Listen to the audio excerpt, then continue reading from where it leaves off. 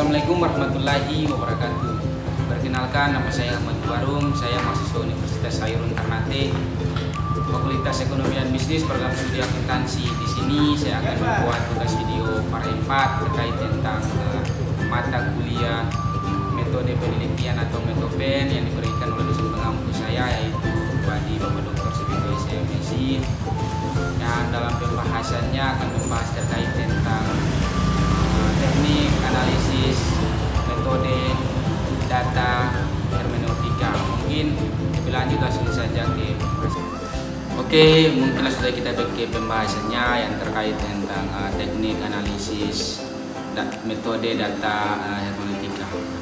Dalam dunia akademik dan penelitian, pemahaman tentang bagaimana data dianalisis serta bagaimana interpretasi dilakukan sangatlah penting untuk mendapatkan kesimpulan yang valid dan bermakna. Analisis teknik data memungkinkan penelitian untuk mengelola dan memahami informasi dari berbagai sumber, baik kuantitatif maupun kualitatif. Sementara itu, metode hermeneutika dapat membantu dalam memahami makna di balik teks atau fenomena sosial secara lebih mendalam. Dengan memahami kedua konsep ini, ia dapat melakukan penelitian dengan pendekatan yang lebih sistematis dan kaya akan makna. Sebelum masuk ke pembahasan, mari kita pahami terlebih dahulu apa yang dimaksud dengan analisis teknik data dan metode hermeneutika. Analisis teknik data adalah serangkaian metode yang digunakan untuk mengelola dan menganalisis data guna mendapatkan informasi yang berguna. Teknik ini melibatkan berbagai pendekatan statistik, algoritma, dan metode yang membantu dalam pengambilan keputusan berbasis data. Metode hermeneutika merupakan pendekatan dalam penelitian kualitatif yang digunakan untuk menafsirkan makna di balik teks, simbolis, atau fenomena budaya. Metode ini banyak digunakan dalam ilmu sosial, filsafat, dan studi keagamaan untuk memahami konteks serta maksud yang tersembunyi dalam suatu teks atau peristiwa. Dalam materi ini kita akan membahas lebih dalam mengenai data konsep termasuk metode yang digunakan, langkah-langkah analisis serta penerapan dalam penelitian. Di sini yang pertama ada analisis teknik data. Analisis teknik data, poin A-nya pengertian analisis teknik data. Analisis teknik data adalah proses sistematis untuk mengelola dan mengevaluasi data guna memperoleh informasi yang relevan. Teknik ini dapat digunakan dalam berbagai bidang, mulai dari ilmu sosial hingga bisnis dan teknologi. Poin B, jenis-jenis analisis teknik data. Di sini yang menjelaskan terkait dengan poin B terkait tentang analisis kuantitatif, menggunakan angka dan statistik dalam pembahasan. Contohnya regresi linear, uji ANOVA. Analisis kualitatif fokus pada interpretasi makna dan non-numerik. Contoh analisis tematik, coding, ground theory, analisis data campuran atau mixed methods. Menggabungkan teknik kuantitatif dan kualitatif untuk hasil yang lebih komprehensif. Option C ada langkah-langkah dalam analisis data. Pengumpulan data menggunakan survei, wawancara, atau eksperimen. Pembersihan data, menyaring data dari kesalahan atau duplikasi. Pengolahan data menggunakan teknik statistik dan coding kualitatif. Interpretasi dalam penyajian data, menyusun hasil dalam bentuk tabel, grafik, atau narasi. Metode hermeneutika.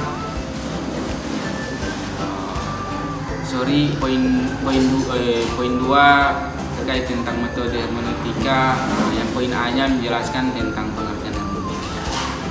Hermeneutika adalah cabang ilmu yang berfokus pada interpretasi teks dan makna dibalik dalam penelitian. Metode ini digunakan untuk memahami isi suatu dokumen, narasi atau fenomena sosial dengan mempertimbangkan konteks dan perspektif historis.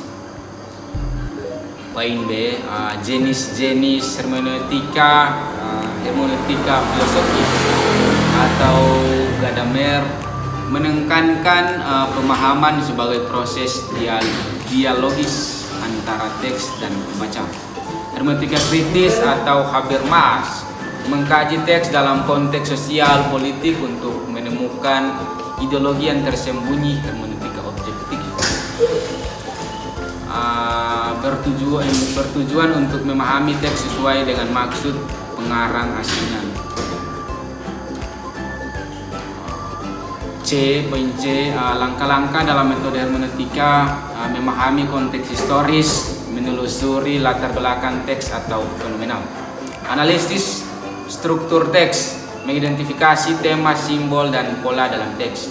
Interpretasi makna, menafsirkan pesan yang terkandung dalam teks dengan mempertimbangkan berbagai perspektif.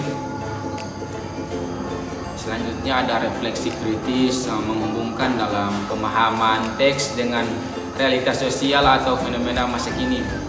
Dengan memahami kedua metode ini, penelitian dapat mengembangkan penelitian yang lebih komprehensif, baik dalam studi kuantitatif maupun kualitatif. Semoga materi ini bermanfaat dalam meningkatkan pemahaman kita terhadap metode penelitian dan aplikasinya dalam berbagai disiplin ilmu. Yang ketiga ada kelebihan dan kekurangan analisis teknik data. Poin A-nya menjelaskan terkait tentang kelebihannya. Akurat dan objektif, teknik analisis data kuantitatif dapat memberikan hasil yang akurat karena berbasis angka dan statistik. Efisiensi dalam pengolahan data dengan bantuan perangkat lunak seperti SPSS, mitos atau R, data dapat dianalisis dengan cepat dan efektif, dapat digunakan dalam berbagai bidang, cocok untuk riset di bidang ekonomi, sosial, kesehatan, dan sains. Poin B-nya menjelaskan tentang kekurangan dari data kuantitatif. Kekurangan menangkap aspek subjektif. Metode kuantitatif seringkali kurang mampu menangkap makna yang lebih dalam dibandingkan metode kualitatif. Rentan terhadap bias dalam pengumpulan data jika data yang dikumpulkan tidak representatif, hasil analisis bisa menjadi tidak valid.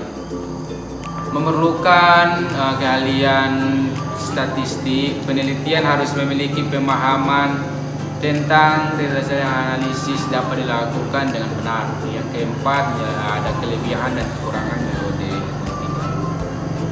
Kelebihan dari metode hermeneutika adalah mendalam dan kontekstual. Metode ini memungkinkan pemahaman yang lebih kaya atau lebih banyak terhadap suatu teks atau fenomena sosial. Fleksibel dan interpretatif, tidak terbatas oleh aturan statistik sehingga dapat menyesuaikan dengan berbagai pendekatan analisis. Bisa mengungkap makna yang tersembunyi, misalkan berguna untuk memahami ideologi, budaya, dan perspektif historis yang tersembunyi dalam teks atau narasi tersebut. Poin B-nya menjelaskan terkait tentang kekurangan dari data hermeneutika. Subjektivitas tinggi, interpretasi bisa berbeda antara peneliti satu dengan lain, sehingga hasilnya bisa bervariasi, tidak selalu terukur secara kuantitatif. Kita masuk tidak memiliki standar angka atau statistik yang dapat dibandingkan secara objektif. Proses analisis yang lama membutuhkan waktu yang cukup panjang untuk memahami konteks dan menafsirkan teks dengan tepat. Contoh penyerapan dalam penelitian, masuk ke poin 5 yaitu contoh penyerapan dalam penelitian. Poin A-nya adalah contoh analisis teknik data. Bidang bisnis, misalkan dalam bidang bisnis sebuah perusahaan menganalisis pola pembelian pelanggan menggunakan data minim untuk meningkatkan strategis pemasaran. Bidang Misalkan dalam bidang kesehatan, studi tentang efektivitas obat baru menggunakan metode statistik serta uji D dan ANOVA untuk menguji perbedaan efek antara kelompok pasien. Misalkan kita tarik lagi dalam bidang pendidikan, analisis hasil ujian siswa menggunakan regresi linear melihat pengaruh jam belajar terhadap nilai akademik. Contohnya dalam UNB, contoh metode hermeneutika, bidang filsafat. Misalkan dalam bidang filsafat, kajian terhadap karya Martin Heidegger dalam memahami konsep eksistensisme melalui hermeneutika filosofis.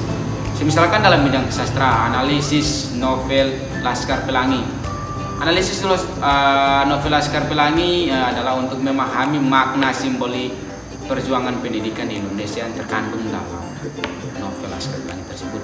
Misalkan dalam bidang teologi, penafsiran teks Al-Quran dan hadis dengan mempertimbangkan konteks sejarah dan sosial masyarakat saat teks tersebut ditulis. Bagaimana kombinasi analisis teknik data dan hermeneutika dalam penelitian? Dalam beberapa kasus, analisis teknik data dan metode hermeneutika dapat digunakan secara bersamaan untuk menghasilkan wawasan yang lebih kaya dan menyeluruh. Contohnya studi kombinasinya, penelitian tentang persepsi masyarakat terhadap media sosial. Analisis teknik data ini menggunakan survei dan statistik untuk mengetahui pola penggunaan media sosial. Metode hermeneutika menganalisis komentar atau narasi yang pengguna media sosial untuk memahami persepsi dan emosi yang muncul. Penelitian tentang pengaruh bahasa dan politik. Analisis teknik data menggunakan analisis big data untuk melihat tren kata kunci atau clue dalam kampanye politik. Misalkan metode hermeneutika menafsirkan pidato politik untuk memahami makna tersembunyi di balik pilihan kata dan retorika. Yang ketujuh, ada teknik dalam analisis data. Dalam penelitian kuantitatif dan kualitatif, ada berbagai teknik analisis data yang dapat digunakan tergantung pada tujuan penelitian dan jenis data yang dikumpulkan. Misalkan teknik analisis data kuantitatif. Nah, di sini terkait tentang analisis deskriptif atau deskripsi, menyajikan data dalam bentuk tabel, diagram, rata-rata, median, modus, dan standarnya. Memang karena kuantitatif menggunakan simbolis angka. Contohnya studi kepuasan pelanggan dengan menghitung nilai rata-rata kepuasan berdasarkan skala Likert. Yang kedua, ada analisis inversial menggunakan teknik statistik untuk menarik kesimpulan dari sampel populasi. Contohnya metode regresi linear mengetahui hubungan antara variabel bebas dan variabel terikat. Uji T dan ANOVA membandingkan atau mengrasiokan perbedaan antara dua atau lebih kelompok. Tes menguji hubungan antara dua variabel kategori. Analisis data multivariat digunakan ketika ada lebih dari dua variabel yang dianalisis secara bersama. Jadi di masa depan semakin banyak penelitian akan menggabungkan metode dari berbagai bidang untuk memahami fenomena kompleks dengan lebih baik.